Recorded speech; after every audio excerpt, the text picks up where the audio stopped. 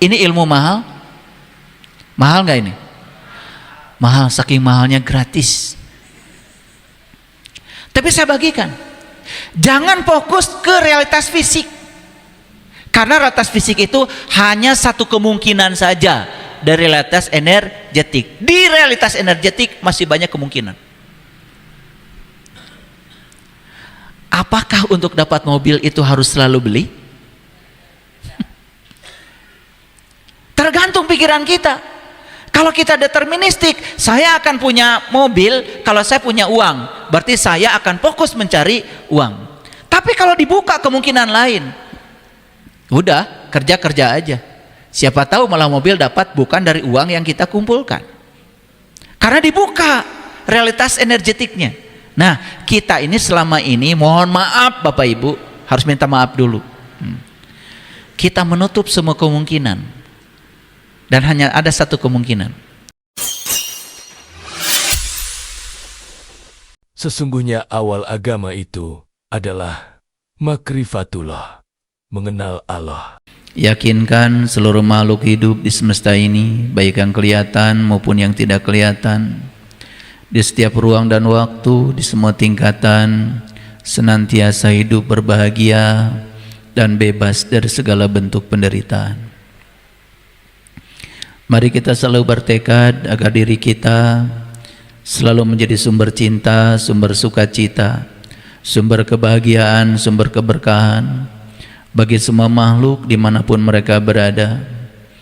Bertekadlah untuk selalu berbuat kebaikan kepada semua makhluk tanpa pamrih, karena tidak ada kebaikan buat orang lain, karena semua kebaikan akan kembali pada diri kita sendiri. Segala puji hanya milik Allah, daya semesta yang meliputi seluruh bentuk, seluruh makhluk. Tidak ada satu ruang pun di semesta ini yang tidak ada kehadirannya. Dia adalah Rabbil Alamin. Dia adalah sang pemelihara, sang kehadiran, fasilitator, katalisator dari alam semesta. Dia adalah wibawa sekaligus karisma alam semesta. Tanpa kehadiran energi yang melembut di belakang semua bentuk, maka semuanya akan kelihatan menjadi benda mati. Mari kita bersyukur dengan penuh cinta kasih. Kita getarkan dari dada kita masing-masing rasa syukur, rasa cinta. Kita pancarkan gelombang yang positif kepada seluruh semesta sebagai bentuk rasa cinta dan rasa syukur kita. Dan hari ini kita masih diberikan izin untuk belajar meneruskan perjalanan hidup kita, belajar untuk menerima yang tidak kita ingin, belajar untuk melepas yang kita ingin. Karena itulah sejatinya belajar. Oleh karena itu, mari kita sampaikan penghormatan yang setinggi-tingginya kepada Sang Pemilik semesta yang memiliki semuanya, termasuk memiliki diri kita masing-masing, atas berkatnya, atas rahmatnya, sehingga kita dikumpulkan untuk belajar di tempat ini. Mari kita puji Dia bersama-sama membaca hamdalah. Alhamdulillahirabbil alamin. Mari kita awali kajian kita hari ini bersama-sama merasakan kehadirannya, merasakan keberadaannya. Dia yang membuat kita bisa melihat, Dia yang membuat kita bisa mendengar, Dia yang membuat kita bisa bernafas, Dia yang membuat kita bisa merasa, Dia yang membuat kita bisa bicara. Oleh karenanya mari kita sapa asmanya dengan kelembutan dan cinta seraya membaca basmalah. Bismillahirrahmanirrahim. Para sahabatku yang budiman, hari ini saya akan ngasih tips, ngasih cara. Perhatikan ya, karena ini cara berarti sangat teknis. Sebagai bentuk cinta kasih saya kepada para sahabat semuanya, baik yang hadir di sini maupun dari yang sekarang sedang online mengikuti kajian saya di berbagai negara, di berbagai tempat. Puluhan ribu sahabat kita sekarang sedang menyaksikan kajian ini dari seluruh dunia. Kajian kita hari ini adalah jalan dahsyat menuju realitas baru yang menakjubkan. Kenapa saya sebut jalan dahsyat? Karena saya sudah mengalami, saya sudah merasakan lewat jalan ini. Dan jalan ini ternyata jauh lebih hebat daripada yang kita pikirkan, jauh lebih ajaib dari yang kita perkirakan. Dan jalan dahsyat ini akan mengantarkan setiap manusia menuju realitas baru, bukan realitas lama. Realitas baru pun bukan realitas yang memenderitakan lagi, tapi realitas baru yang menakjubkan, realitas baru yang luar biasa. Dan saya merasakan dari hari ke hari, ketika kesadaran kita terus berjalan meningkat, ternyata kita itu bahkan tidak perlu mencari. Semua hal yang kita butuhkan itu akan datang dengan sendirinya. Bahkan mereka yang mencari kita. Dan untuk bisa berhenti mencari, maka satu-satunya cara, maka kita harus belajar menjadi. Tidak usah mencari kebahagiaan, tetapi menjadi kebahagiaan itu sendiri.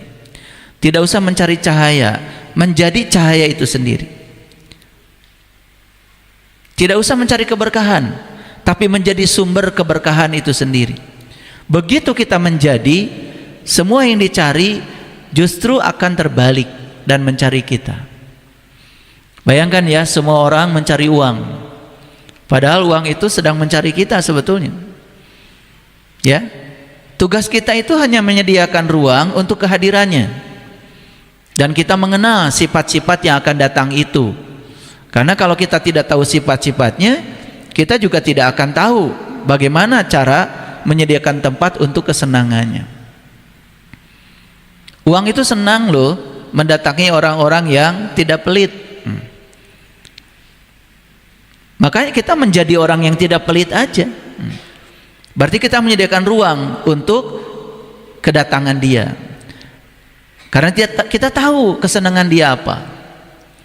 Uang itu senang kalau digunakan untuk membahagiakan orang. Dia tidak suka disimpan.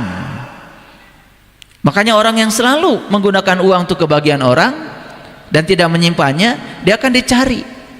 Karena dia telah menyediakan tempat untuk kehadirannya. Karena kita tahu kesenangan dia. Maka kenali itu, ya. Banyak orang yang pengen uang tapi tidak kenal pada sifat-sifat uang. Jadi sederhana ya yang saya sampaikan. Nah, yang akan saya sampaikan ini adalah jalan dahsyat. Kenapa disebut dahsyat? Karena saya merasakan jalan ini tidak linear. Jalan ini berbeda dengan kebanyakan orang berpikir. Coba, masih ingat barangkali ya pepatah leluhur kita dulu, orang tua kita. Makin keras kita bekerja, katanya makin banyak yang kita dapat. Betul nggak? Ternyata alam semesta tidak mengenal itu. Tapi berapa banyak orang yang masih menggunakan hukum itu. Maka untuk mendapatkan apapun, dia menjadi sangat keras. Lalu mengatakan bahwa hidup itu ternyata penuh perjuangan. Itu jalan-jalan lama yang harus kita tinggalkan. Karena semua orang sekarang ini mencari, bukan menjadi. Oke. Sebelum saya masuk ke sini, ya saya mau cerita dulu sedikit.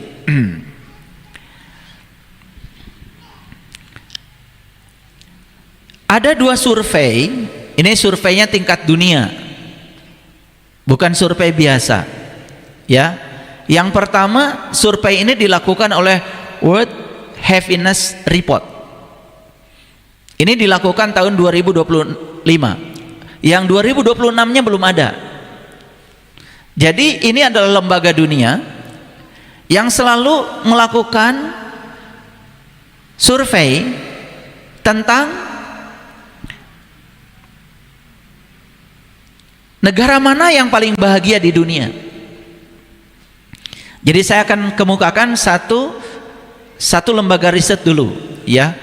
World Happiness Report tahun 2025. Nah, lembaga ini fokus dari surveinya itu, ya, hanya fokus pada kebahagiaan yang bersifat general, bersifat umum, ya. Menurut lembaga ini, nah, Indonesia ini ranking 83, ya, dari 143 negara di dunia. Lumayan kan, 83 enggak 143. Jadi ranking negara-negara yang penduduknya bahagia. Itu. Tetapi indikator yang dipakai, ini perhatikan dulu, indikator yang dipakai adalah faktor dukungan sosial, pendapatan, harapan hidup, kebebasan, dan persepsi korupsi yang rendah. Itu. Jadi kebayang ya, negara kita itu ranking 83 dari 143, di tengah aja enggak. Ya. Jadi indikatornya yang dipakai itu dukungan sosial. Dukungan sosial yang dimaksud di sini adalah bagaimana, ya, rumah sakit, lembaga-lembaga pendidikan dan lain-lain itu, ya, gratis gitu. Sehingga mendukung, sehingga orang tidak stres. Kan sekarang ini kan orang Indonesia ini kebanyakan, ya, kecuali yang sudah kaya banget, sudah sakit harus ke rumah sakit, kan stresnya dua. Yang pertama stres karena sakit, yang kedua stres karena biaya ke rumah sakit, kan gitu. Betul nggak? Apalagi ada berita-berita katanya kalau penampilannya tidak meyakinkan bahkan diacuhkan, katanya. Ya, yakinlah nggak begitu, ya. Di negara Pancasila masa begitu? Ya.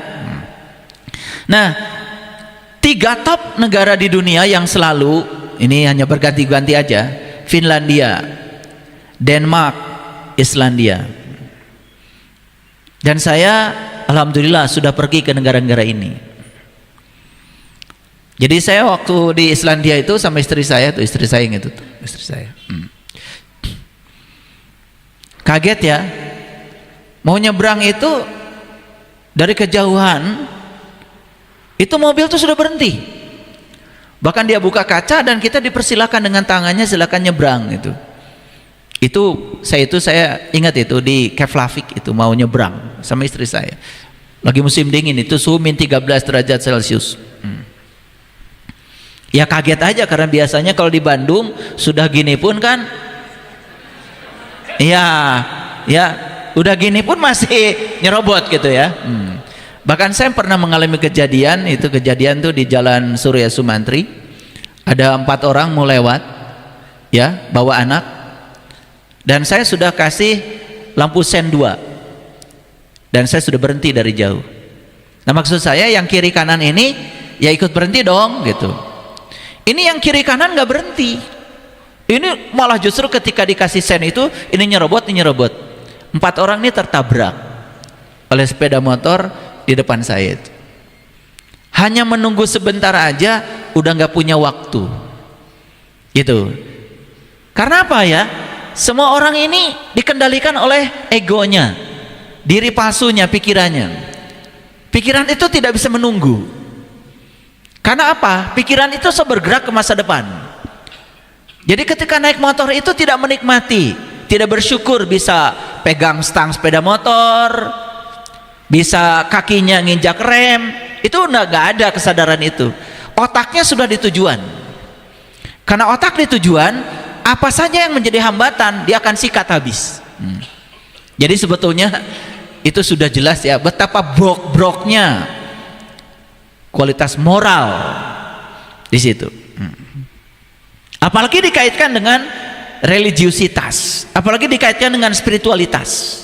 Itu hanya menunggu saja, menunggu orang lain nyebrang, tidak ada empati, tidak ada toleransi.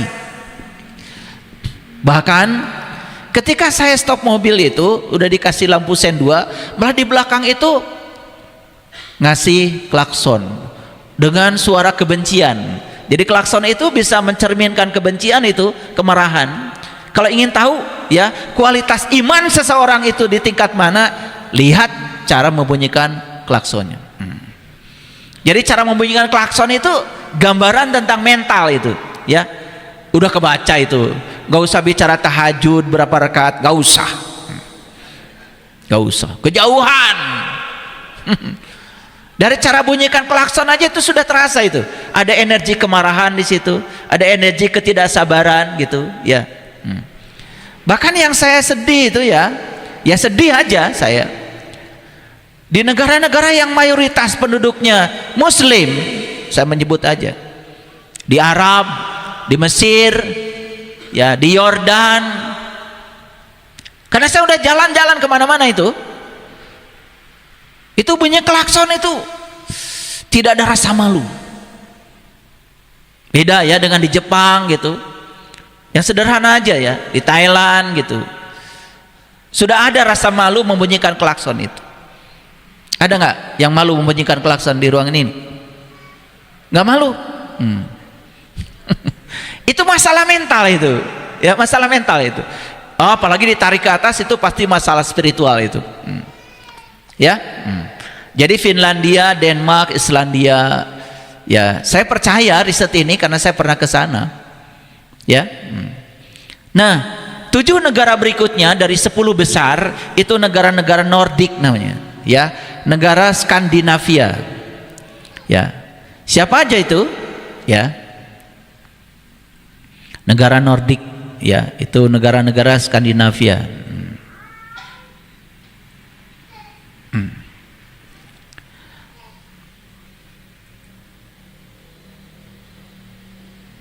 Ya di situ ada Norwegia, ya nanti saya jelaskan.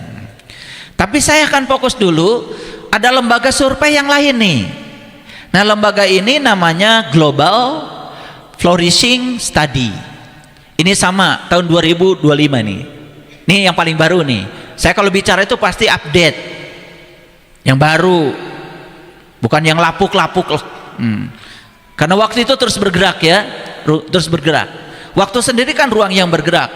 Makanya orang yang hanya belajar ilmu-ilmu lama, mengulang-ulang peristiwa lama, program-program lama, walaupun itu menderitakan, saya nggak ngerti itu ya, kenapa tidak mau bergerak maju gitu. Nah, Global Flourishing Study ini tahun 2025. Ini saya baca di jurnal ya Nature Mental Health.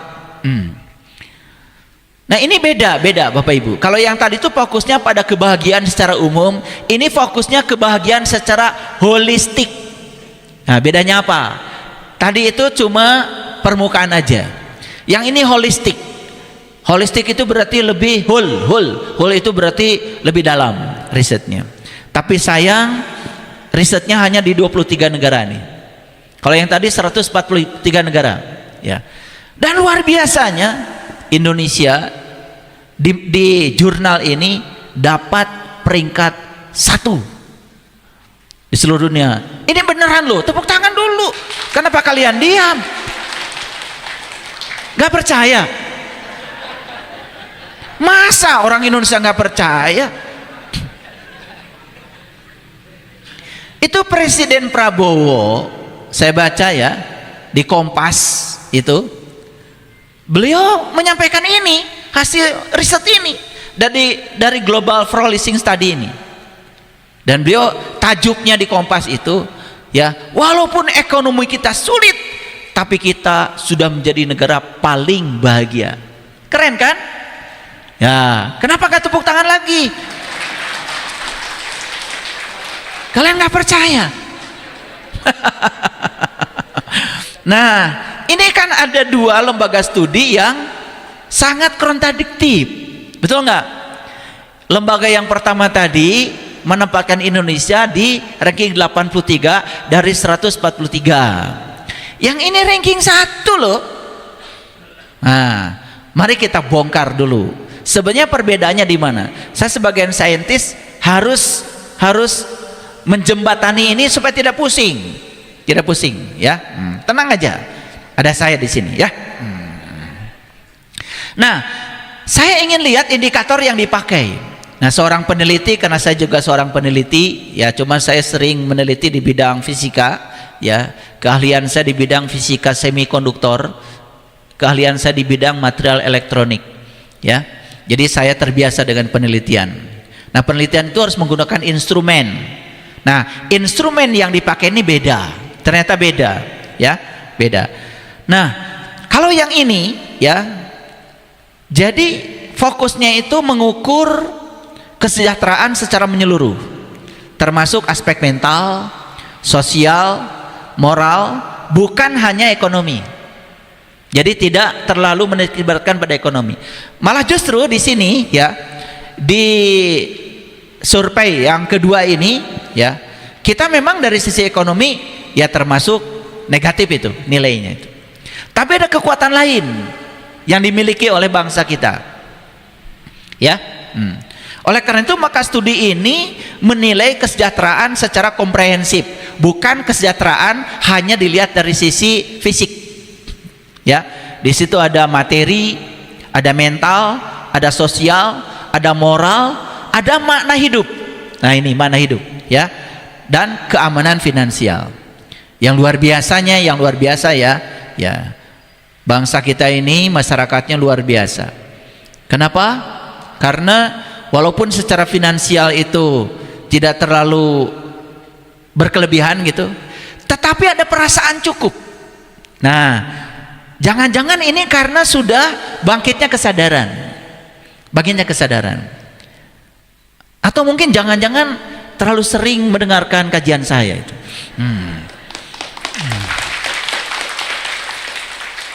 Kan dulu kalau kita sakit berfokus pada sakit, menceritakan sakit, betul nggak? Nah, sekarang banyak sekali orang yang mempraktekkan ketika sakit dia tidak fokus pada sakit, dia fokus aja seolah-olah dia sudah sehat, gitu. Ini kelebihan kan? Dan ini adalah hal yang dimiliki oleh kita saat ini, kesadaran yang tidak dimiliki oleh orang lain, dan ini menjadi nilai lebih itu. Ini doa yang sebenarnya. Jadi walaupun ekonominya susah, tapi di sini ada rasa berkecukupan, rasa syukur, tidak menceritakan kesusahan, dan siapa jadi justru ini yang akan membawa kita kepada keberlimpahan. Ini nilai lebihnya. Makanya sebetulnya dua riset ini tidak kontradiktif kalau bagi saya. Karena saya sebagai seorang periset, saya lihat indikator yang dipakai apa. Ternyata berbeda indikator. Nah, jadi ada kekuatan nih, ada kekuatan. Jangan-jangan ya ada kesadaran yang muncul pada diri, ya. Ketika kita merasa kekurangan, maka kita akan menarik kekurangan. Walaupun faktanya sedang kekurangan, kita menarik seolah-olah kita sudah berada di frekuensi dan vibrasi keberlimpahan. Jadi walaupun pasangan sekarang belum berubah, tetapi di level energetik, di level non fisik, kita sudah merasakan seolah-olah pasangan kita seperti yang kita dambakan. Dan ini akan menarik sesuatu yang kita dambakan. Nah, ini yang akan saya buka. Jadi hari ini kuliah agak serius ya, karena ini cerita tentang hasil survei. Tadi malam saya mendengarkan ternyata saya sudah bikin kajian ini, ya, jam-jam 11 saya tiba-tiba pengen itu setel TV. Rupanya ada dialog di Metro TV, ya, persis yang dibicarakan ini.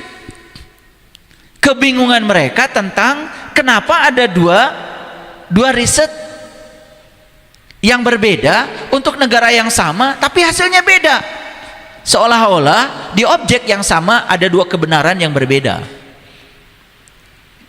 Saya bilang, kalian itu besok harus dengar kajian saya.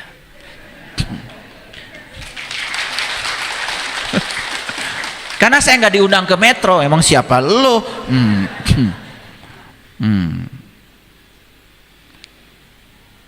Ya kan masyarakat bingung kalau nggak dijelaskan.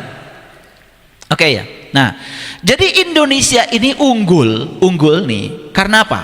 Setelah saya baca jurnalnya secara detail, karena ada ikatan keluarga.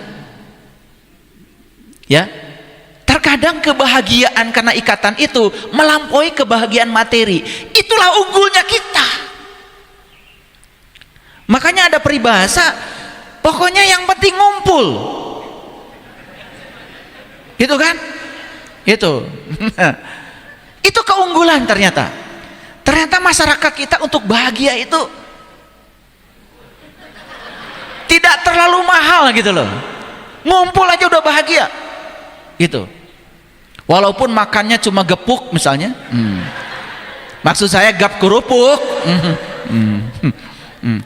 Jadi ikatan keluarga ini ternyata indikatornya beda. Bukan berapa rumah sakit, apakah sudah gratis pendidikan, bukan itu. Nah, yang diukur di lembaga yang pertama tadi itu memang beda. Oleh karena itu maka ya saya mengingatkan juga nih sama pemerintah. Alhamdulillah, walaupun ekonomi susah, kita masuk negara paling bahagia nomor 1 dari 23 negara. Alhamdulillah. Tapi jangan kegeeran maksud saya. Masih banyak hal-hal yang perlu kita sadari dan ditata. Tapi ini keunggulan bangsa kita, gotong royong, itu masuk indikator. Nah, praktik keagamaan yang kuat.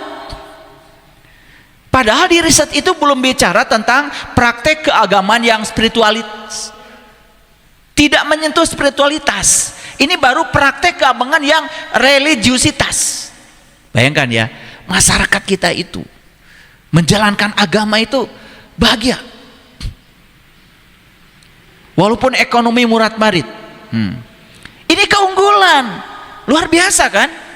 Dan saya melihat di sini apa? Di sini adalah rasa syukur, rasa cinta. Ini yang disebut dengan rasa berkecukupan. Dan saya janji, siapapun yang hari ini merasa berkecukupan, berarti dia sudah merasa berkelimpahan.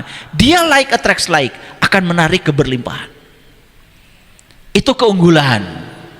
Luar biasa kan? Oke. Nah, bayangkan kalau masyarakat kita ini terus dipicu ya, keagamannya itu bukan hanya melulu religiusitas, tapi kemudian didorong sedikit pada aspek spiritualitas. Wah, lebih keren lagi.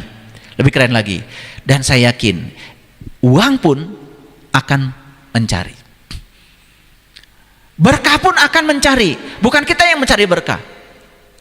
Dan kalau ini dipahami nih oleh semua pemimpin bangsa ini, dipahami. Dan kalau Pancasila dipahami, ya, luar biasa itu. Jadi kalau ketuhanan yang Maha Esa ini dipahami, saya akan sering menjelaskan supaya gampang memahami ketuhanan, ya, bandingkan aja dengan kata kesetanan. Kalau kesetanan kan berarti kesipati sifat-sifat setan. Kalau ketuhanan berarti kesipati sifat-sifat Tuhan. Itu dalam bahasa Al-Quran disebut sibgot Allah. Kita ini sudah dicelup oleh celupannya Allah. Dalam bahasa agama disebut tahaluk bi ahlakillah. Jadi berakhlak seperti akhlaknya Tuhan gitu.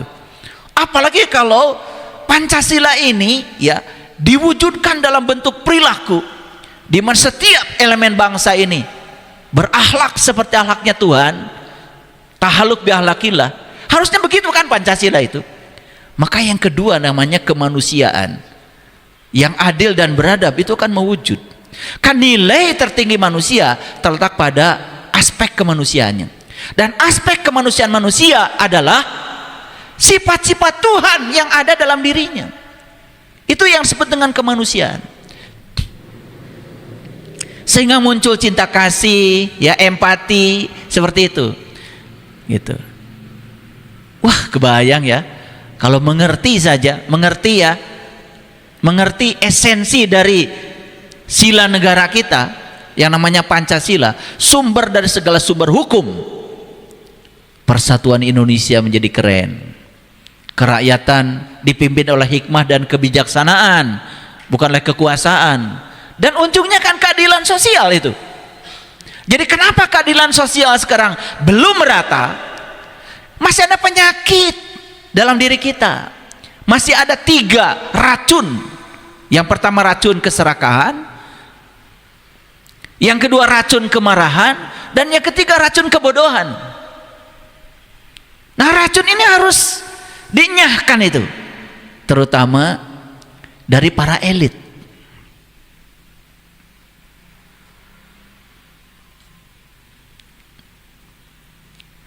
Ini penting, ini omongan saya ini penting, ya. Ini saya bicara agak serius ini tentang kebangsaan, ya. Karena saya ingin menjelaskan hasil riset ini. Jadi sebetulnya ya Global Flourishing Study ini memberikan satu dorongan optimis pada kita. Kita sudah punya loh modal ini, dan kalau modal ini terus ya dikembangkan, kita bersatu, ya, bisa menerima perbedaan, bisa menghormati perbedaan, mewujudkan Bhinneka Tunggal Ika. Wah, ini luar biasa. Saya yakin ekonomi kita juga akan melesat. Pertumbuhan. Ini saya bukan kampanye ya, bukan. Saya nggak ngerti partai. Jadi menurut Global Flourishing Study itu, kita punya kekuatan tingginya kualitas hubungan sosial, rasa kebersamaan, serta makna hidup yang dirasakan di masyarakat.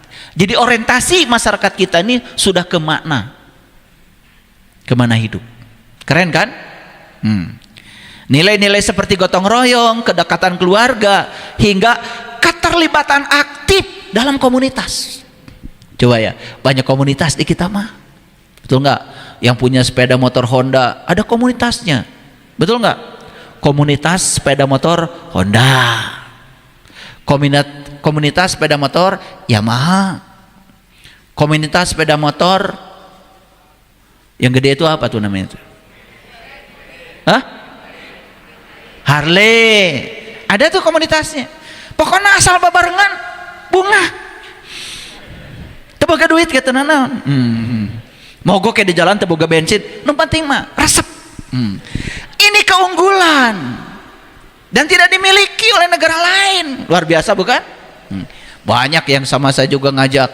Saya punya mobil Pajero, ada yang begitu saya beli mobil itu langsung, mau nggak bapak masuk komunitas Pajero? Kayak lah ya teh urusanna naon.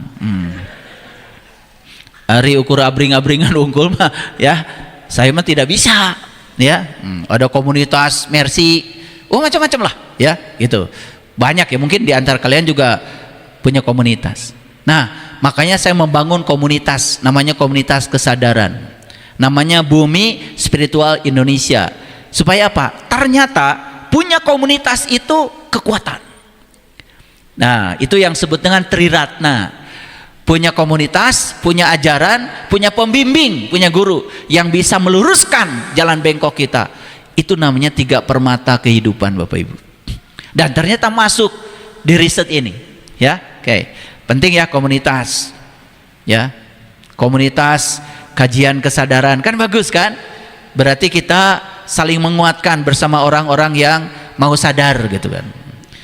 Asal jangan ada komunitas orang-orang yang tidak sadar, ya, yang tidak sadarannya banyak, untung nggak ada komunitasnya. Nah, Bapak Ibu perhatikan, jadi studi ini sekaligus menjadi pengingat bahwa kebahagiaan tidak hanya ditemukan oleh kenyamanan hidup, tetapi juga oleh kedalaman relasi sosial dan rasa saling peduli di lingkungan sekitar. Nah, ini adalah modal yang luar biasa. Jadi nggak apa-apa kita ranking 83 menurut riset dari lembaga yang pertama, karena lembaga yang kedua memberikan angin baru. Jadi artinya kita punya kekuatan, Bapak Ibu. Nah, ini akan saya jelaskan. Sudah mengerti ya? Ada perlawanan antara lembaga 1 dengan lembaga 2 ini? Ada yang berlawanan? Tidak, beda indikator. Tapi lembaga yang kedua ini sesungguhnya memberikan harapan. Baik Bapak Ibu. Nah, saya jelaskan dulu 7 negara yang lain. Tadi kan baru Finlandia, kemudian Denmark dan Islandia. Nah, 7 negara lain yang masuk 10 besar, Swedia, Norwegia, ini negara-negara Nordik ya. Itu keunggulan mereka apa? Memiliki solidaritas sosial yang tinggi serta kebijakan publik yang mendorong kesejahteraan dan kesetaraan. Jadi artinya negaranya itu sudah bisa menciptakan kebijakan-kebijakan publik yang bisa mendorong masyarakatnya untuk sejahtera dan bahagia. Ya, barangkali pernah ya ada jeneng wali kota bikin taman banyak supaya bisa jika budak leutik deui ya lompatan di taman. Kan begitu bahagia itu. Betul nggak? Ya. Kebun binatang diperbanyak biar banyak yang bisa melihat binatang gitu ya. Sama nggak gitu dengan dirinya. Belanda ya, Luxembourg. Ya, saya juga pernah ke sana. Ini yang mengejutkan Bapak Ibu, Costa Rica. Nah, kalau Belanda dan Luxembourg itu keunggulannya apa? Negara dengan ekonomi yang sangat stabil, sistem sosialnya baik. Ini ekonomi ini, penentunya ekonomi. Nah, kalau Costa Rica ini, ini Costa Rica ya, satu-satunya negara di Amerika Tengah, ternyata dia bahagia itu punya namanya gaya hidup. Gaya hidupnya disebut pura vida, yang menekankan keseimbangan hidup dan kebahagiaan. Jadi itu punya gaya hidup sendiri. Makanya Costa Rica belum pernah nih masuk 10 negara bahagia, tapi 2025 masuk nih Costa Rica. Wah, kita juga nanti masuk 10 negara yang ini ya, masuklah. Kan sekarang udah nomor 1. Nah, yang mengejutkan lagi, Meksiko dan Israel itu masih masuk 10 negara yang paling bahagia. Saya tidak bahas itu ya. Nah, yuk sekarang kita masuk pada inti pembicaraan kita hari ini. Bapak Ibu, perhatikan saya. Saya pernah menyampaikan di sebuah kajian, ada 2 realitas. Masih ingat ya? 2 realitas. 1 realitas fisik, 2 realitas energetik.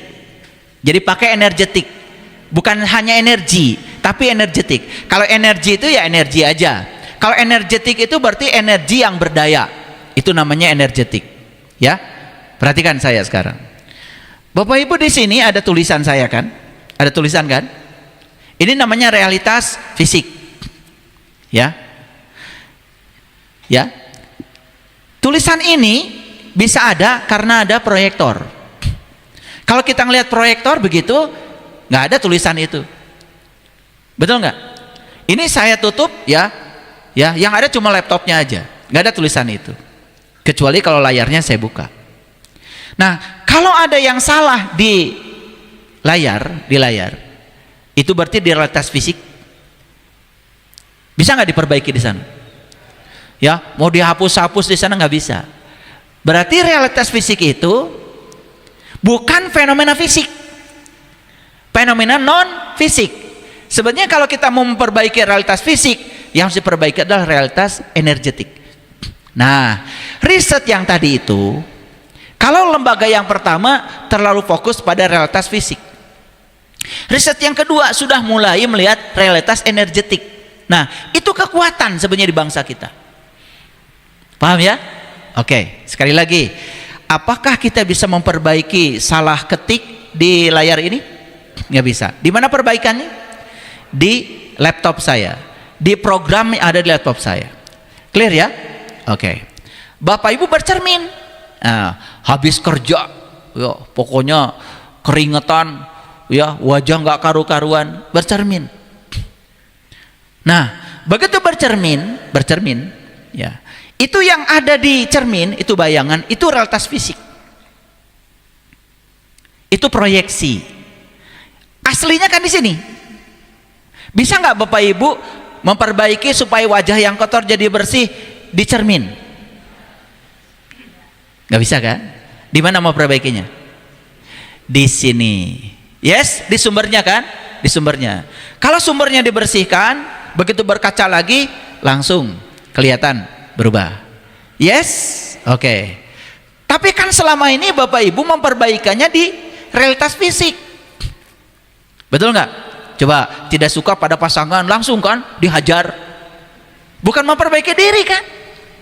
Gitu apa enggak? Gitu apa tidak? Kenapa diam?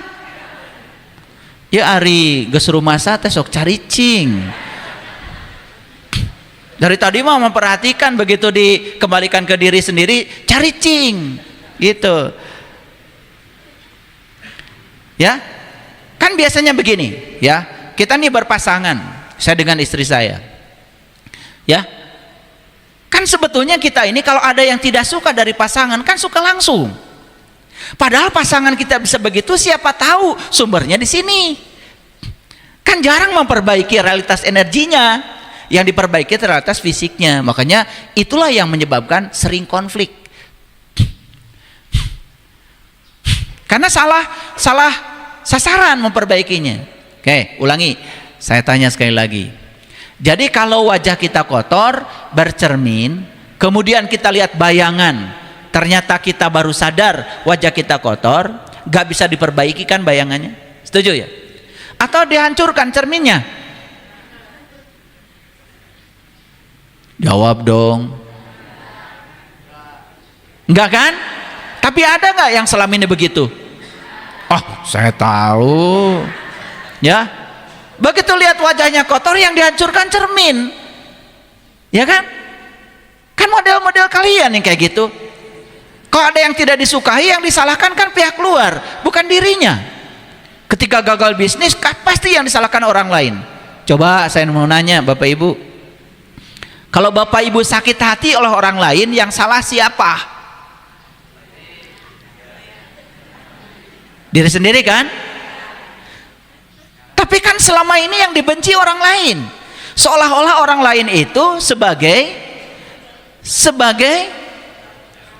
sumber, betul nggak? Dan kita sebagai proyeksi, padahal orang lain itu proyeksi, sumbernya adalah kita, betul nggak? Jadi sakit hati itu bukan urusan orang sebetulnya, urusan kita dengan diri kita sendiri, karena kapalnya bocor. Kan saya sering bilang ya, kapal itu tenggelam tidak oleh air yang di luar, tapi oleh air yang di dalam, yang diizinkan masuk. Nah kita ini terlalu banyak mengizinkan air masuk, jadi tenggelam. Sering nggak bocor gitu. Nah kalau ditanya begini baru ngaku. Kalau tadi sering nggak memecahkan cermin? Enggak. Bapak Ibu sedang nonton TV, lihat saya, remote-nya dipegang Bapak Ibu. Kan biasa orang nonton tuh kan remote-nya di sini. Betul nggak? Begitu buka, menyalakan TV, muncullah tayangan yang tidak disukai. Jujur nih, jujur. Apakah Bapak Ibu marah-marah sama TV? Jawab dong. Ah iya. Oh dulu udah tobat ya sekarang. Dulu mah begitu kan? Padahal remote-nya ada di sini. Betul nggak? Kan tinggal pencet aja, cari tayangan yang disukai. Gitu aja kok. Paham ya? Lihat saya semuanya supaya ngerti.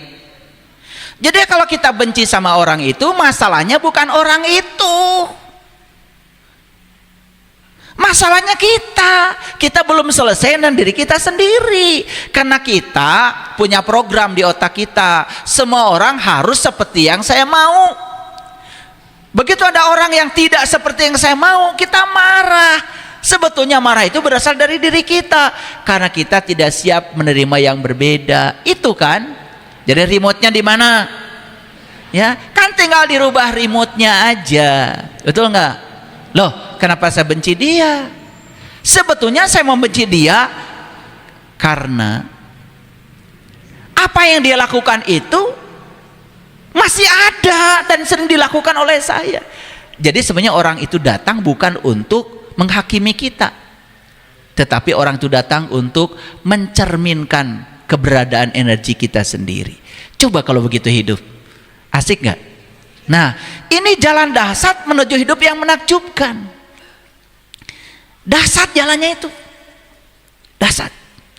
Karena jalannya tidak linier, berbeda dengan jalan kebanyakan orang. Gitu.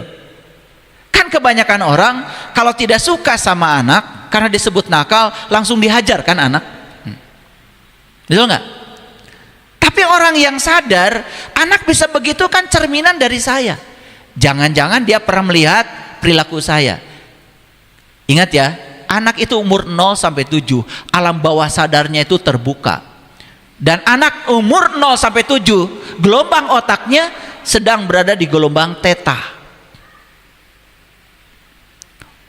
Tidak ada penjaga bagi alam bawah sadarnya. Semua program goresan lewat kata-kata, perangai dari Bapak Ibu itu masuk menjadi program anak-anak kita. Bayangkan, umur 0 sampai 7 itu fase yang sangat berbahaya. Apa yang kita lakukan pada anak di usia itu? Mengatakan uang itu susah, dia akan susah selamanya. Mengatakan pekerjaan itu susah, susah selamanya. Anak minta jajan, keluarlah kata-kata dari orang tua, jajan wae, hese dengan duit. Berapa kali mengatakan itu? Sering. Tidak ada penjaga di alam bawah sadar anak, nggak ada penjaga, karena dia berada di gelombang theta. Masuk itu persis seperti dihipnoterapi oleh Bapak Ibu. Bayangkan ya, Bapak Ibu mengeluarkan kata-kata apa pada anak usia 0 sampai 7? Tidak ada penghalang sama sekali. Tapi kalau di atas 7 sudah mulai ada betanya, sudah ada gamanya, dia sudah mulai ada perlawanan. Tapi di usia itu, bayangkan. Oke, sekarang perhatikan saya. Bapak Ibu, ada realitas fisik, ada realitas energetik. Dua-duanya realitas nih. Nah, realitas fisik itu cerminan dari realitas energetik. Clear sampai sini? Oke, baik. Jadi memperbaiki realitas fisik di mana? Di realitas energetik. Clear ya? Oke, baik Bapak Ibu. Realitas fisik itu bersifat deterministik. Nah, ini bahasanya agak sulit mungkin. Deterministik itu tidak ada kemungkinan. Kalau realitas energetik itu bersifat probabilistik, masih ada kemungkinan. Contoh gini. Bapak Ibu diajak piknik sama saya. Bapak Ibu, minggu depan kita ke Bali. Gitu. Pasti Bapak Ibu akan lihat saldo. Ya kan? Nah, begitu lihat saldo, ya, deterministik. Begitu lihat saldo, misalnya, mohon maaf, bukan merendahkan, saldonya 100.000. Kan udah jelas ya, otak akan merespon saldo yang 100.000. Deterministik itu maksudnya apa? Tidak ada kemungkinan, hanya ada satu kemungkinan, menolak. Gak mungkin saya ke Bali, karena didorong oleh saldo yang 100.000. Ngerti maksudnya? Itu deterministik, hanya ada satu kemungkinan. Padahal di realitas energetik masih banyak kemungkinan lain. Tahu ningali saldo, siapa tahu ada yang ngajak teman, betul nggak? Tetapi probabilistik ini dimatikan karena kita fokus pada realitas fisik. Coba kalau fokusnya pada realitas energetik, kan masih banyak kemungkinan. Ingat ya, energi itu tidak bisa diciptakan, tidak bisa dimusnahkan, tapi bisa dirubah bentuk. Artinya energi itu bisa dirubah ke bentuk apa saja, terserah kita. Itu aci di Bandung bisa jadi cireng, bisa cimol, cilok, naon deui wae deui. Hah? Waduh, saya nggak pernah makan yang gitu, jadi nggak tahu nggak hafal ini. Ya, batagor, kan aci kene, betul nggak? Itu energi itu bisa dibentuk jadi apa saja. Berarti sebenarnya aci itu masih probabilistik. Kecuali kalau sudah jadi batagor, hese dirubah deui. Sok erek diubah jadi naon? Betul nggak? Sudah jadi cilok, susah dirubah lagi. Tapi kalau masih berupa aci, masih banyak kemungkinan. Itulah bedanya Bapak Ibu. Nah, di diri kita itu ada namanya realitas energetik, masih banyak kemungkinan. Kembali lagi pada saldo tadi. Mereka yang fokus pada realitas fisik, lihat 100.000, langsung kata-katanya, duit di mana? Tuh. Begitu mengatakan itu, alam semesta tertutup semua, tidak ada kemungkinan. Tapi yang berfokus pada realitas energetik, dia masih percaya. Dia tidak terpengaruh oleh saldo. Saya yakin saya bisa ke sana. Dia imajinasikan dengan pikirannya, dia visualisasikan dengan perasaannya, bahkan seolah-olah sudah ada di Bali. Alam semesta langsung bekerja, mewujudkan yang dia ciptakan. Gimana caranya? Caranya tidak pernah bisa kita ramal. Saya sama istri saya jalan-jalan keliling dunia, nyaris tidak pernah bisa diramal. Cuman punya keyakinan saja, saya pasti jalan-jalan. Ada aja jalannya. Coba kalau lihat saldo, kan cuma satu kemungkinan. Ngerti maksud saya? Yuk lihat saya semuanya Bapak Ibu. Ini ilmu mahal? Mahal nggak ini? Mahal, saking mahalnya gratis. Tapi saya bagikan, jangan fokus ke realitas fisik, karena realitas fisik itu hanya satu kemungkinan saja dari realitas energetik. Di realitas energetik masih banyak kemungkinan. Apakah untuk dapat mobil itu harus selalu beli? Tergantung pikiran kita. Kalau kita deterministik, saya akan punya mobil kalau saya punya uang, berarti saya akan fokus mencari uang. Tapi kalau dibuka kemungkinan lain, udah kerja aja. Siapa tahu malah mobil dapat bukan dari uang yang kita kumpulkan, karena dibuka realitas energetiknya. Nah, kita ini selama ini, mohon maaf Bapak Ibu, harus minta maaf dulu. Kita menutup semua kemungkinan dan hanya ada satu kemungkinan. Bayangkan ya, saya mengkonsultasi banyak orang. Saya tanya, pasangan Bapak, pasangan Ibu, yakin nggak bisa berubah? Nggak mungkin. Tuh. Naon atuh make datang ke orang.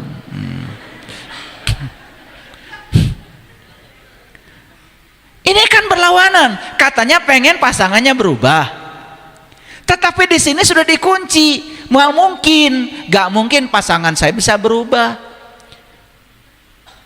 karena yang dilihat realitas fisik. Ya sekarang kita hijrah masuk realitas energetik yang kemungkinannya masih sangat banyak.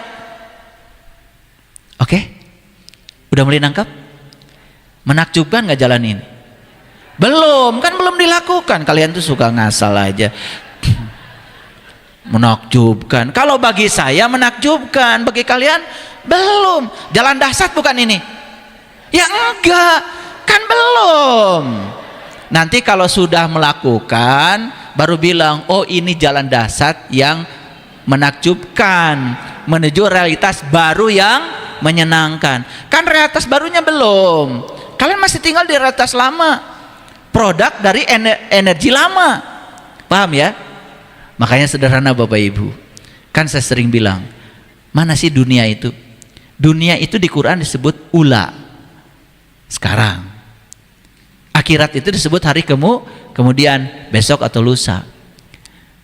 Jadi sebetulnya walal akhiratu khairul laka minal ula. Jadi arti dari ayat itu apa? Besok itu lebih baik daripada hari ini. Itu aja sebetulnya. Bisa nggak besok lebih baik dari hari ini? Bisa apa tidak? Apa yang harus diubah? Realitas fisik atau realitas energetik? Kapan merubahnya? Sekarang. Hari ini, realitas fisik hari ini itu bentukan dari realitas energetik kemarin. Jadi sebetulnya hari ini sudah akhirat dari kehidupan yang kemarin. Besok juga akhirat, kehidupan yang hari ini. Maka di Quran disebut walal akhiratu khairul laka minal ula. Ya mah aneh. Akhirat itu jadi jaga. Ngumpulkeun we bekal. Nah, ibu ngalakukeun kanggo bekal. Bekal ira jaga di akhirat. Kita hidup di dunia ini bukan meninggalkan, bukan harus membawa bekal. meninggalkan bekal kersakeun nu hirup. Nah maneh geus paeh hayang makal kene. Betul nggak? Ada nggak orang punya rumah di bekal? Kan rumah itu diwariskan kepada yang hidup. Jadi hidup di dunia ini bukan sedang mengumpulkan bekal di akhirat, sedang mengumpulkan bekal untuk yang hidup, biar kamu ada gunanya. Itu aja. Paham? Ini harus dirubah cara berpikirnya.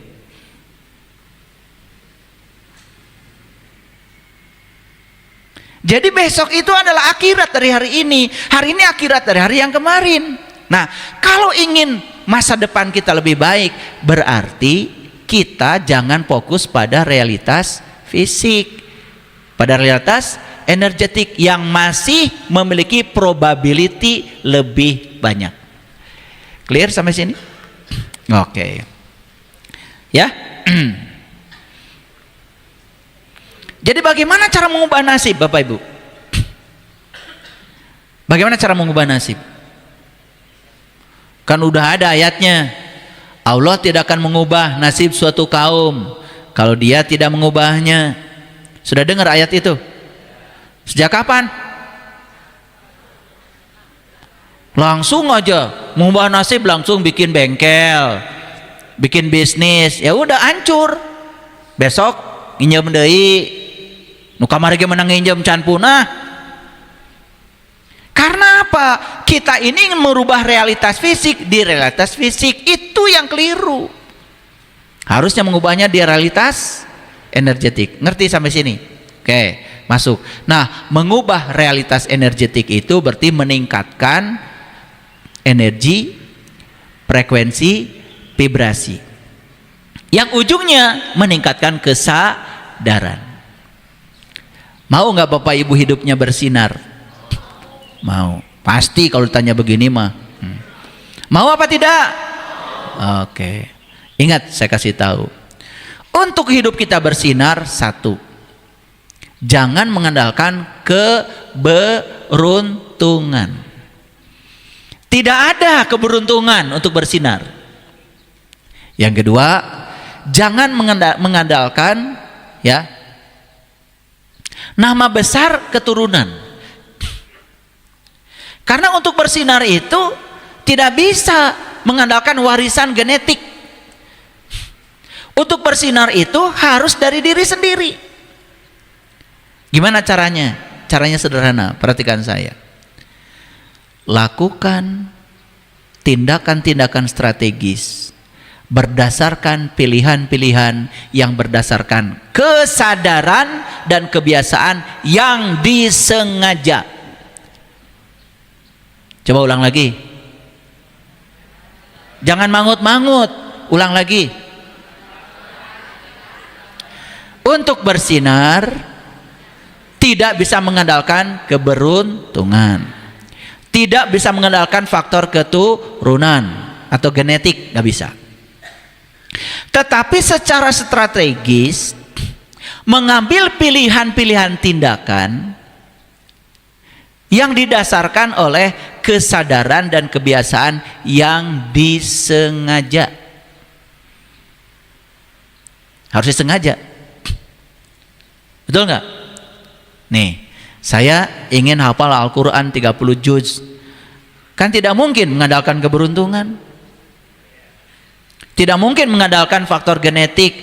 Bapak saya kiai, antar juga pasti saya hafal. Nggak bisa.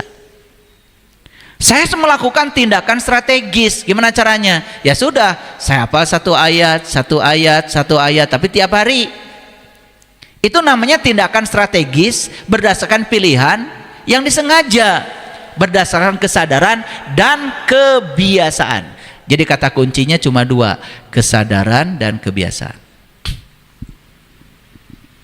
Apa yang mau diwariskan Bapak Ibu pada keturunan? Bekal apa yang mau diwariskan? Harta? Yes, nggak apa-apa. Tetapi harta itu bukan pilihan warisan yang hebat. Pilihan warisan yang hebat itu cuma 3. 1, kenangan yang indah. Ayo, sudah bikin kenangan apa buat pasangan? Sibuk terus, mau makan bersama aja nggak ada waktu, piknik aja nggak ada waktu, merasa salah ketika piknik. Ada yang gitu di sini? Saya cubit, sibuk aja. Meluangkan waktu untuk orang-orang yang dicintai, bukan kesia-siaan. Jadi kenangan yang paling indah, warisan paling hebat yang harus ditinggalkan kita manusia cuma 3. Yang pertama adalah kenangan yang indah. Yang kedua apa? Nilai-nilai luhur yang bisa dilihat langsung oleh keturunan kita. Dan yang ketiga adalah kebijaksanaan. Itu aja. Wariskan 3 itu, harta akan datang mencari. Percaya deh sama saya. Mewariskan harta saja, tidak mewariskan yang 3 tadi, kenangan yang indah, nilai-nilai luhur kehidupan dan kebijaksanaan, harta yang diwariskan akan membuat porak-poranda. Dulu mereka ketika ada kita akur, setelah nggak ada, cuman karena masalah uang dan harta. Yuk sekarang, pikirkan dari sekarang. Mau keberuntungan terus? Nah, keberuntungan itu judi. Main judi itu haram. Paham sekarang?